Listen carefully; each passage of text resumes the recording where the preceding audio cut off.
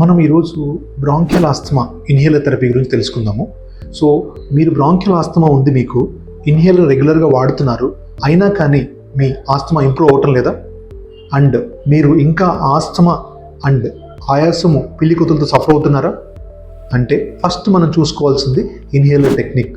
Inhaler అసలు కరెక్ట్గా వాడుతున్నారా లేదా అనేది చూసుకోవాలి.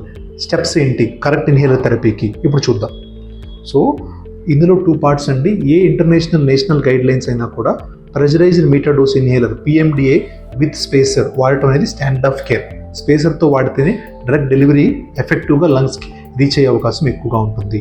సో దీన్ని ఎలా వాడాలి? స్టెప్ నెంబర్ 1, ఫస్ట్ మీరు ఈ క్యాప్ని రిమూవ్ చేసి ఇన్హేలర్ స్పేసర్ బాక్స్లో పెట్టాలి.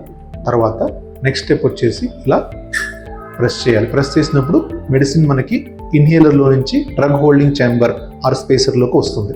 సో అయిపోయిన తర్వాత మీరు ఇలా స్ట్రాంగ్గా హోల్డ్ చేసి తల పైకెత్తి ఫుల్గా లంగ్స్ ఎంటీ చేయాలి. అంటే ఎంటీ చేసిన తర్వాత ఇది ఫుల్గా నోట్లో పెట్టుకొని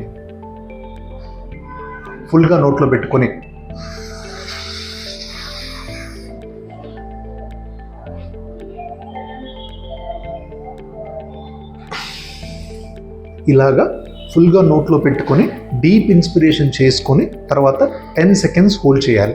అప్పుడే మీకు అడెక్వేట్గా ఇందులో ఉన్న మెడిసిన్ మొత్తం లంగ్స్లోకి ఈవెన్గా డిస్ట్రిబ్యూట్ అవుతుంది. ఇది స్టెప్ నెంబర్ 2. తర్వాత మళ్ళీ ఇంకొకసారి, అంటే ఒక్కసారి ప్రెస్ చేశారు మీరు, దాన్ని 2 నుంచి 3 సార్లు మళ్ళీ ఇన్హేల్ చేసి హోల్డ్ చేసి రిలీజ్ చేయొచ్చు.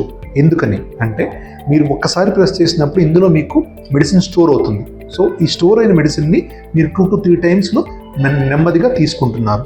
అండ్ ఇన్హేల్ చేసి హోల్డ్ చేసి రిలీజ్ చేయడం చాలా ఇంపార్టెంట్. ఎందుకు మనము హోల్డ్ చేస్తున్నామంటే ఇన్హేల్ చేసిన మెడిసిన్ లోపలికి వెళ్ళి అక్కడ యాక్ట్ చేయడానికి దానికి మనం టైం ఇవ్వాలి. సో ఆ టైం గురించే మనం హోల్డ్ చేస్తాం. ఇవి steps of correct inhaler therapy. Last but not the least, inhaler use చేసి అయిపోయిన తర్వాత మౌత్ వాష్ చేసుకోవటం కంపల్సరీ. 2 to 3 టైమ్స్ నోట్లో వాటర్ పోసుకొని మౌత్ వాష్ చేసుకోవటం కంపల్సరీ. ఇదండి steps of correct inhaler therapy with meter dose inhaler and spacer.